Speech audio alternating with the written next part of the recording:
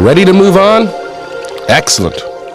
Section 2 looks at adapting to the underwater world and some more about underwater respiration. We go over some more dive equipment and cover more detail on the buddy system, communication, and procedures. And then we'll jump into your next underwater adventure with the confined water dive preview. During your first confined water dive, you probably noticed that underwater, light, sound, and heat act differently. You've probably also noticed that things look larger or closer underwater. This is because of refraction, when light changes angle slightly as it goes from water to air, causing about a 33% magnification. Water also absorbs and reflects light, not only making it darker underwater than above, but absorbing color as you go deeper. First you lose red, then orange, yellow, green, and finally blue at the greatest depths. Water also affects sound. You'll hear things, but it's often difficult to tell where they're coming from. This is because sound travels about 4 times faster in water. Obviously, you won't be talking underwater, but you can still use sound to get your buddy's attention. You've probably noticed that you chill faster underwater than in air. Water conducts heat about 20 times faster than air, so comfortable temperatures in air are too cold in water without protection from a wetsuit or dry suit. Left unchecked, heat loss can lead to hypothermia, a serious condition in which your body cools so much it can't function normally. Continuous, uncontrollable shivering is your body's signal that you've lost too much body heat. No matter what kind of exposure protection you're wearing, if you begin to shiver, end the dive immediately and seek warmth. If you've ever tried to run in waist-deep water, you've experienced how its density resists motion. To save energy and avoid getting out of breath while diving, you want to swim slowly and steadily. Avoid rapid, jerky movements, which waste energy and make you use your air faster. Your profile affects this too. You want to be streamlined and horizontal to reduce drag, with your gauges tucked in close and with proper weighting. Dangling gauges add drag, bash and damage themselves, and can destroy aquatic life. Too much weight drags your hips down, disrupting your streamlining because you're not horizontal in the water. Learn to pace yourself, take it easy and relax while diving.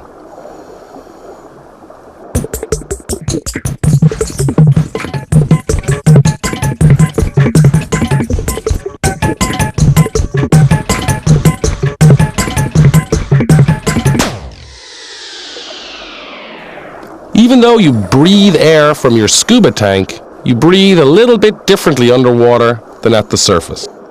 As you probably know, your body can only use the air that actually reaches your lungs. The air passages to and from your lungs are dead air spaces that play no part in gas exchange. Snorkels and regulators increase this space, so when you inhale, the first air into your lungs is air from your previous exhalation, high in waste carbon dioxide exhaled with your last breath. If you breathe shallowly, you inhale proportionally little fresh air, but if you inhale deeply, you draw in proportionately more. So slow, deep breathing is more efficient and the way to breathe when you're underwater. Another thing you'll notice is that it's harder to breathe dense air underwater. If you overexert yourself, trying to breathe the dense air can make you experience fatigue, labored breathing, a feeling of suffocation, weakness, anxiety, headache, muscle cramping, or a tendency to panic. If this happens, stop everything, breathe deeply, and rest while you catch your breath. If you experience overexertion at the surface, get buoyant by inflating your BCD or dropping your weights. Then rest and catch your breath. Signal for help if you need to. Once you recover, proceed at a slower pace. Prevent overexertion by pacing yourself to avoid breathlessness. Know your physical limits, move slowly, and avoid prolonged exertion. It's not unusual to have a little bit of water in your snorkel or regulator, especially after clearing it. Using airway control, you can breathe past this water by inhaling slowly and cautiously, and by using your tongue as a splash guard to keep water from entering your mouth. After you get a breath, exhale sharply to clear the remaining water. If you accidentally inhale some water, you may cough and choke a bit. Hold in your regulator or snorkel and cough as you need to. Swallowing may help too. So, in a nutshell, your breathing goals underwater are to always breathe slowly, deeply, and continuously when using scuba. Strive to develop airway control.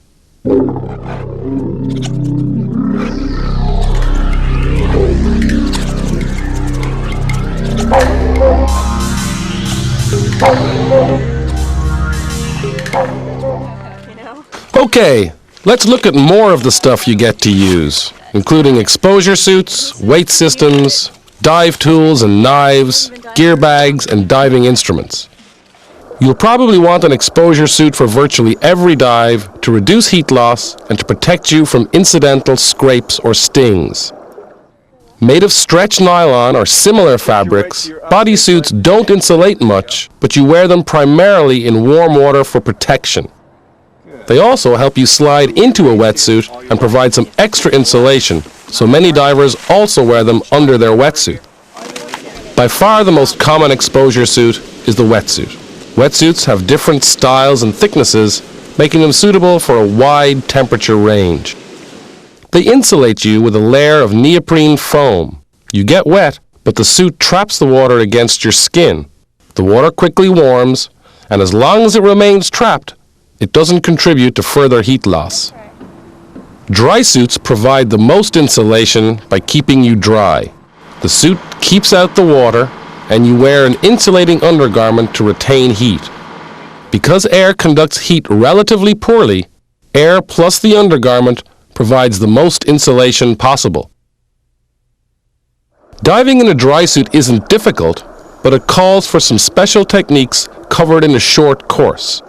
If you'll be using a dry suit in this course, your instructor will go over these and have you practice using one. You choose your exposure suit based on where you'll be diving, and you may find that you need more than one kind. Your local Padi dive center or resort can help you select the best one for your needs. Just remember that it's not cold water that's no fun, but being cold. With the right suit, you can dive even the coolest water in relative comfort. And also, remember that just because you're protected from the reef doesn't mean the reef's protected from you. Your suit may reduce the risk of getting hurt by aquatic organisms, but you're still responsible for reducing the risk you pose to them.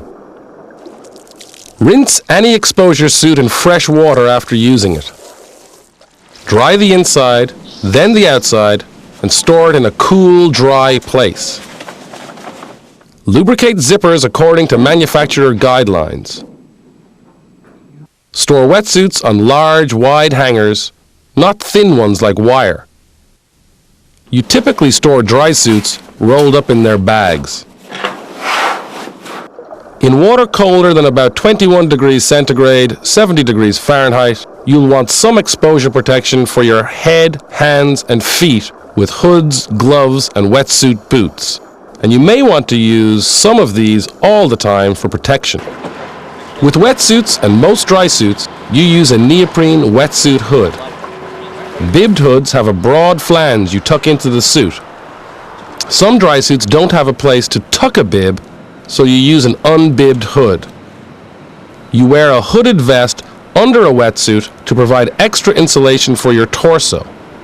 You can also get jackets with attached hoods. In cooler water, wetsuit gloves keep your fingers from becoming numb. In warmer water, you can wear thinner reef gloves for protection with more dexterity. But keep in mind that gloves don't give you a license to touch anything you want with abandon. You can still get cuts or stings through gloves if you're not careful. Many divers wear wetsuit boots even in tropical water because they provide some foot protection as well as warmth. Wet and dry suits are such good insulators that you can overheat on a warm day before you get in the water. To avoid this, set up all your other gear before getting into your exposure suit. Once in it, limit your activity and protect yourself as much as possible from the sun. Keep your hood off or pulled back if you're wearing one. Leave your jacket unzipped as long as possible, and if necessary, cool down by jumping in the water momentarily or getting sprayed down with a hose. Most people float, and with a wetsuit or dry suit, you will float. Your weight system just offsets this positive buoyancy and allows you to sink. When you're properly weighted, you sink slowly, not like a rock. The most common weight systems are weight belts and BCD integrated weight systems. With either type, the most important feature is a quick release system that allows you to dump your weight one-handed in an emergency. So it's important that you wear your weight system so nothing interferes with ditching your weights if you need to regain positive buoyancy in an emergency. Whether you choose a weight belt or an integrated system depends on your preferences and how much weight you need. You'll learn to set how much weight you use a little later in this section. Most weight systems require minimal maintenance. A brief rinse usually does it. Handle them carefully though. Dropping weight can break gear or toes.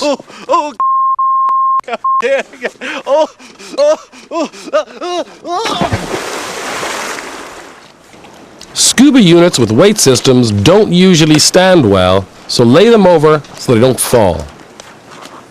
Let's go over the options you have in alternate air sources. Hopefully, you won't ever need it, but just in case, you should always have one. An alternate air source is any second stage you may use other than your own primary second stage to ascend while breathing normally. Most alternates require your buddy's help. The extra second stage, sometimes called an octopus, typically has an extra long hose to make it easier to use.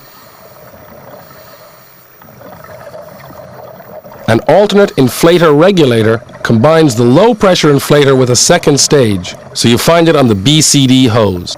With this alternate, your buddy gives you the primary second stage and switches to the alternate inflator regulator. From the first confined water dive, you're already familiar with the low-pressure inflator. The inflator comes standard with your BCD unless you opt for an alternate inflator regulator, which your dive center or resort installs for you. When you invest in your BCD, your dive center or resort will connect the inflator hose to your regulator first stage. Be sure to rinse the low-pressure inflator thoroughly after each use, along with the rest of your BCD. You carry a dive knife or dive tool, so you've got a practical tool at hand in case you need it for an emergency, as well as for convenience. Take care of your knife by rinsing it in fresh water after each use and by carefully sharpening and cleaning it as needed according to manufacturer instructions.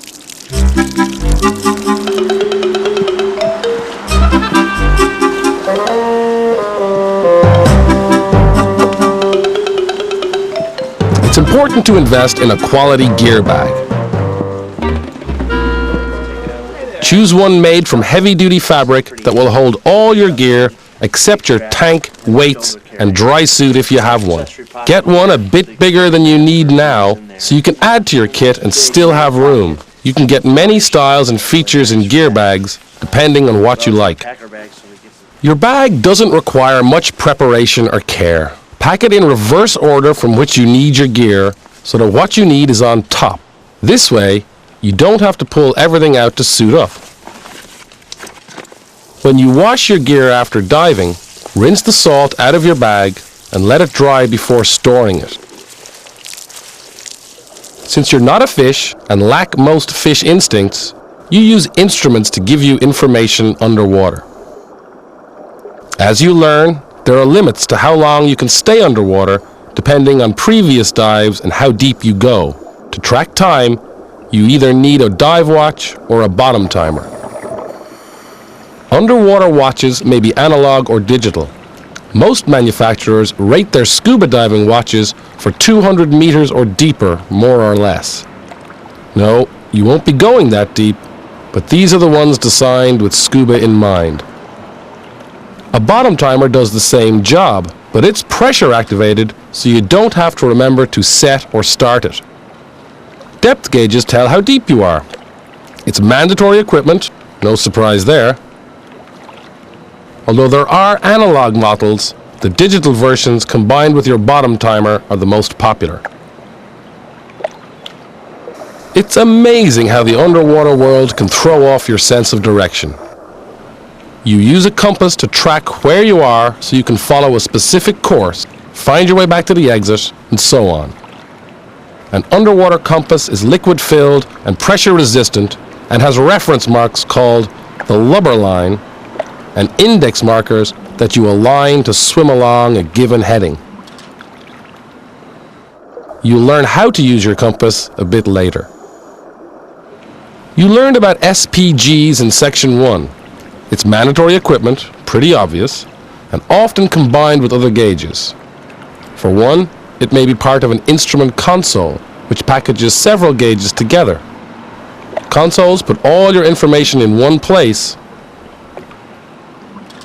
but they're bulkier and more likely to drag and damage aquatic life if you're not careful. So many divers prefer wrist mounting their gauges. This adds a step when kitting up, but it's more streamlined because gauges on your wrist don't dangle. The ultimate dive instrument is the dive computer, which combines your bottom timer, depth gauge, and sometimes your SPG into an instrument that calculates your allowable remaining underwater time. They're quickly becoming standard equipment, and you'll learn more about using them in Section 5. Your Padi Dive Center or resort can help you choose a computer or other instruments that suit the kind of diving you'll be doing. Your primary maintenance for all instruments is, you guessed it, washing them thoroughly in fresh water after each use. But also, treat them carefully. They're precision instruments, so avoid banging or dropping them and avoid prolonged sun exposure.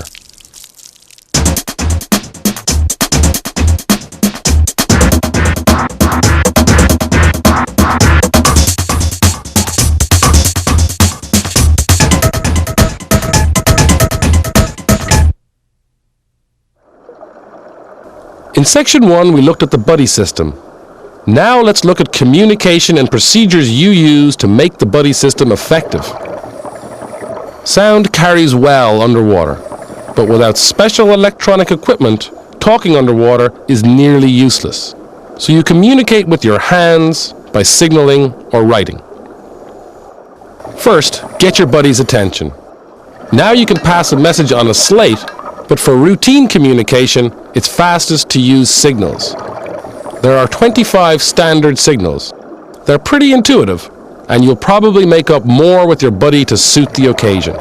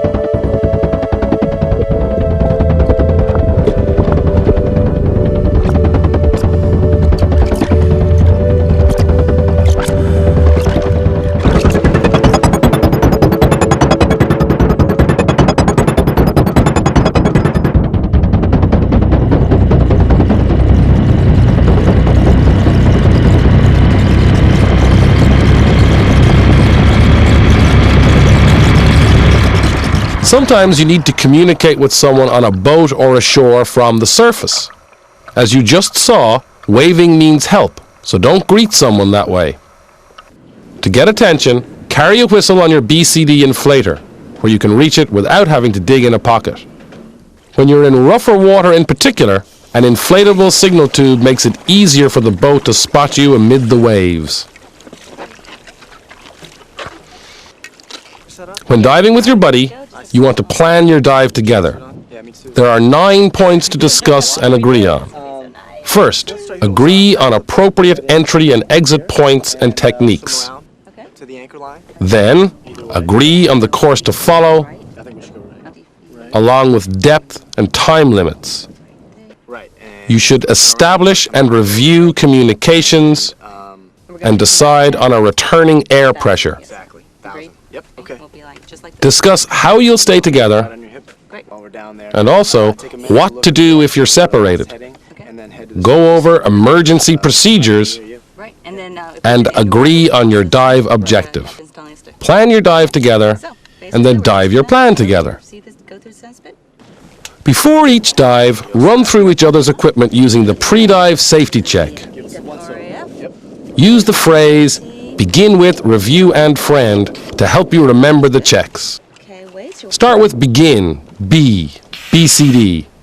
Check operation, adjustment, and that the inflator's hooked up. If appropriate, be sure it's partially inflated for the entry. With, W, weights. Check for proper weighting and that the quick release system is free and clear for ditching with a right-hand release. Review, R, releases. Make sure you and your buddy are familiar with each other's releases and that they're secure. And, A, air. Confirm that you have enough air for the dive, that your valves are open, and that you know where to find and how to use each other's alternate air sources. Friend, F, final OK. Give each other a final inspection, looking for unsecured gauges, missing or out-of-place gear, and so on. Make a habit of performing this check. It goes pretty quick once you know it. During the dive, stay close to your buddy. It's easiest if you agree on who will lead, where you're going, and what to do if you get separated. The rule of thumb is to look for each other for no more than a minute and then reunite on the surface. But you may modify this if conditions, such as current, warrant. Anyway, the point is it's your responsibility to stay with your buddy and follow the rules, guidelines, and recommendations for each other's safety. No one can do it for you.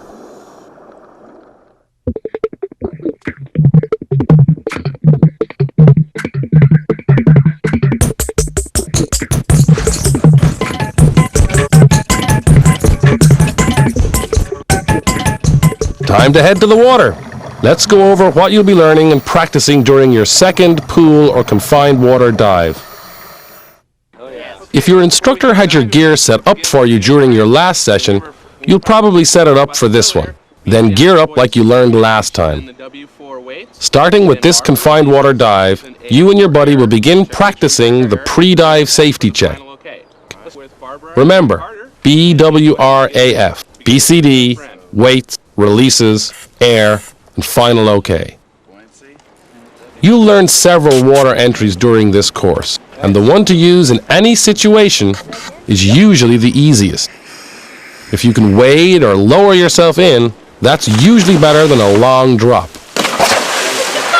You obviously don't attempt entries from excessive heights. One entry you may practice is the giant stride. After kitting up and the pre-dive safety check, check that the entry area is clear. Inflate your BCD about halfway so you'll be buoyant while you wait for your buddy to enter. Check that your buddy's ready, breathe from your regulator, and hold your mask so the water doesn't dislodge it when you hit the water. Then, step out as though walking. After entering, signal you're okay and clear the area while you wait for your buddy. You may also practice the controlled seated entry, which is useful from a low, stable platform like a dock, swim step, or poolside. After checking the area, making sure your buddy's ready, and partially inflating your BCD, reach across yourself like this. Pivot on your hands and ease into the water. Easy. During this confined water dive, you'll start using your snorkel to save tank air when you're on the surface. If you've never used a snorkel, it's pretty simple. Put it in your mouth, exhale to blow out any water, and then breathe. To clear water from your snorkel, simply exhale sharply and forcefully through it to blow out the water, like shooting a giant pea shooter. Clear any water that sloshes in while you're using it in the same way. Take your first breath cautiously after clearing it, just in case there's a bit of water left. You can breathe past the water by inhaling slowly and letting air bubble through until you've got enough air to blow out the remaining water. Commonly, you'll snorkel on the surface to save tank air until you reach your dive site, then switch to the regulator and descend. At the end of the dive, you'll switch back to snorkel and swim back to the boat or shore. So, your instructor will have you practice switching back and forth between your regulator and snorkel with your face in the water. It's simply a matter of taking a breath, switching, and then exhaling sharply to clear the snorkel or regulator, like this. Practice until you can do it effortlessly. Your instructor will also have you practice swimming at the surface while snorkeling. Keep your arms at your side, look ahead so you don't hit anything, and keep your feet underwater.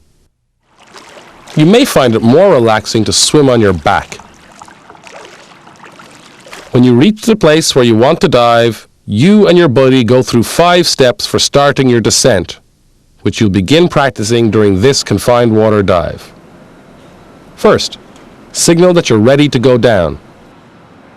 Next, orient to something at the surface so you'll know where you are when you come back up.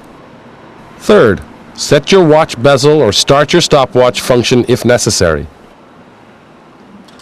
And then fourth, switch to your regulator. Finally, slowly deflate your BCD and exhale to start down. Equalize immediately upon submerging and do so frequently as you descend. Stay relatively head up, which makes it easier to equalize, and so you can kick to slow your descent if you need to. It doesn't happen often, but you can lose your mask underwater. Just in case, you'll want to practice breathing without a mask while keeping water out of your nose. It sounds harder than it is. You might find it easiest to inhale through your mouth and exhale through your nose to start, but practice until you can breathe just through your mouth. If you need to look up, exhale through your nose as you do to keep water out.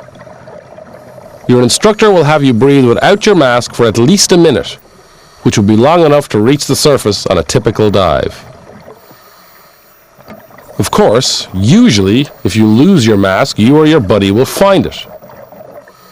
Put it back on like this, making sure to keep hair or the edge of your hood out from the edge so it seals okay. Clear the mask and replace the strap, or replace the strap and then clear it. Whatever works best for you. If your BCD or dry suit inflator were to stick open, it would inflate your BCD or suit, possibly leading to a runaway ascent. To stop this, simply disconnect the low-pressure hose. To simulate a sticking inflator, your instructor may have you hold down the inflation button with one hand while you disconnect the hose. If you had to disconnect your inflator hose, or if you had no air in your cylinder, you'd have to inflate your BCD orally. During this confined water dive, you'll practice doing this at the surface, like you would to stay afloat. Simply take a breath and blow into the BCD hose mouthpiece while opening the same button you used to deflate. Blow in about 2/3 of your breath and release the valve button. Repeat this until you float comfortably, and note that you can save energy by letting your face go under while you blow into the BCD, and then lift your face for the next breath. This is easier than fighting to keep your face out the whole time. During this dive, you'll get to set your weight so you don't use too much or too little. Here's what you do. First, get in the water with all your gear on and your best guess as to how much weight you need. Second, with your regulator in your mouth, deflate your BCD and hold a normal breath at the surface. Third, relax and see where you float. If you're weighted properly, you'll float at about eye level. Add or subtract weight until you do. And then fourth, exhale. You should begin to descend slowly. Finally, if you do this with a full cylinder, add about 2 kilos or 5 pounds to compensate for the weight of the air you use during the dive. If you watch your SPG closely, you should never find yourself running out of air. But you should know what it feels like just in case, so you have as much warning as possible. To simulate low air, your instructor closes your tank valve while you breathe from your regulator. When breathing gets difficult, signal out of air and your instructor will reopen it. Resume breathing. That's all there is to it, but it gives you a good idea of what it feels like if you accidentally breathe your tank empty. You started learning ascent basics in your first confined water dive, so let's build on that. A proper ascent has 5 steps you'll begin practicing during this dive. First, you and your buddy signal and agree to ascend. Second, you note the time you've been underwater. Third, you reach up with your right hand as a guard and hold up your BCD hose with your left to release expanding air as you come up. Fourth, look up and around as you come up, slowly rotating if you need to make sure everything's clear above. Fifth, you ascend no faster than 18 meters, 60 feet per minute while breathing normally. When you reach the surface, inflate your BCD so you float before you remove the regulator from your mouth. In an emergency at the surface, your first reaction should be to get buoyant. If you can't do this with your BCD, you drop your weight.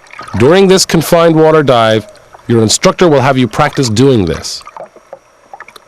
If you're using a weight belt, reach down with your right hand, release the buckle, and pull it clear. Make sure there's no one below before you drop it. If you're using a weight system, you'll use the system's quick release. For simplicity or to avoid pool damage, your instructor may have you remove most of the weights before you practice this. Sometimes you'll need to slip out of your scuba gear to exit the water, like when you're diving from a small boat with no ladder. First, remove your weight system and hand it up or lay it on the pool side. If you have a weight-integrated BCD, it's usually fine to leave them in it. Next, slide out of your scuba system and be sure it has enough air to float before you let go. Remove your fins last if you need to, but you may find it best to wear them so you can kick as you lift yourself out of the water, like this. Okay, that's it for section 2. Won't be too long before you're doing this in open water.